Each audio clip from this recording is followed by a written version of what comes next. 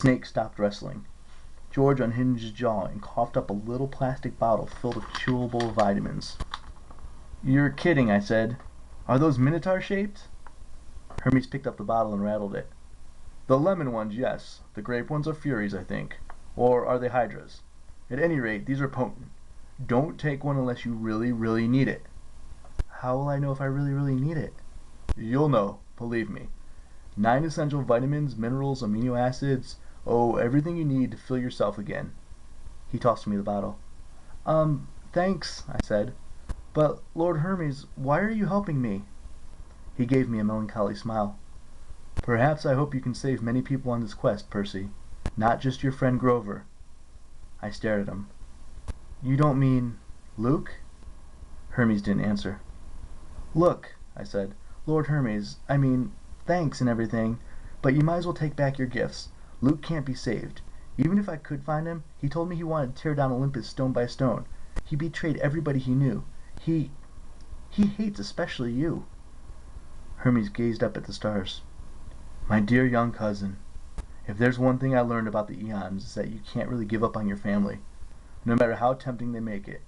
It doesn't matter if they hate you or embarrass you or simply don't appreciate your genius for inventing the internet." "You invented the internet?" "It was my idea," Martha said. "Rats are delicious," George said. "It was my idea," Hermes said. "I mean the internet, not the rats. But that's not the point. Percy, do you understand what I'm saying about family?" I'm not sure." "You will someday." Hermes got up and brushed the sand off his legs. "In the meantime, I must be going." "You have 60 calls to return," Martha said. "And 1,838 emails," George added. "Not counting the offers for online discount ambrosia." "And you, Percy," Hermes said, "have a shorter deadline than you realize to complete your quest. Your friend should be coming right about now." I heard Annabeth's voice calling my name from the sand dunes. Tyson, too, was shouting from a little farther away. "I hope I packed well for you," Hermes said. "I do have some experience with travel."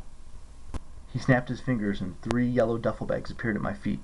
"Waterproof, of course. If you ask nicely, your father should be able to help you reach the ship." "Ship?" Hermes pointed.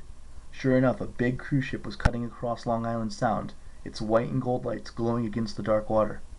"Wait," I said. "I don't understand any of this. I haven't even agreed to go." "I'd make up my mind in the next 5 minutes if I were you," Hermes advised. "That's when the harpies will come eat you.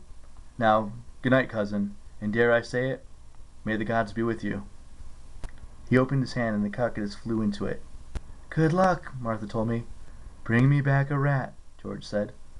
The catechist changed into a cell phone, and Hermes slipped it into his pocket. He jogged off down the beach. 20 paces away, he shimmered and vanished, leaving me alone with a thermos, a bottle of chewable vitamins, and 5 minutes to make an impossible decision. Chapter 8. We board the Princess Andromeda. I was staring at the waves when Annabeth and Tyson found me. "What's going on?" Annabeth asked. "I heard you calling for help." "Me too," Tyson said. "Heard you yell. Bad things are attacking." "I didn't call you guys," I said. "I'm fine." "But then who?" Annabeth noticed 3 yellow duffel bags. Then the thermos and bottle of vitamins I was holding.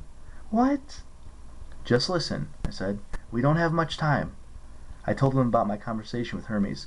By the time I finished, I could hear a screeching in the distance, patrol harpies picking up our scent. "Percy," Annabeth said, "we have to do the quest." "We'll get expelled, you know.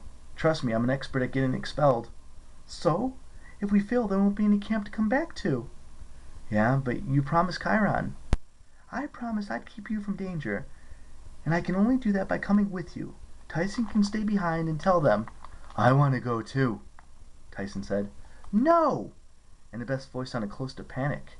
"I mean, Percy, come on. You know that's impossible." I was wondering again why she had such a grudge against Cyclopses. There was something she wasn't telling me. She and Tyson both looked at me, waiting for an answer. Meanwhile, the cruise ship was getting farther and farther away. The thing was, part of me didn't want Tyson along. I'd spent the last 3 days in close quarters with this guy, getting razzled by the other campers and embarrassed a million times a day, constantly reminded that I was related to him. I needed some space. Plus, I didn't know how much help he'd be, or how I'd keep him safe. Sure, he was strong, but Tyson was a little kid in Cyclops terms, maybe 7 or 8 years old mentally.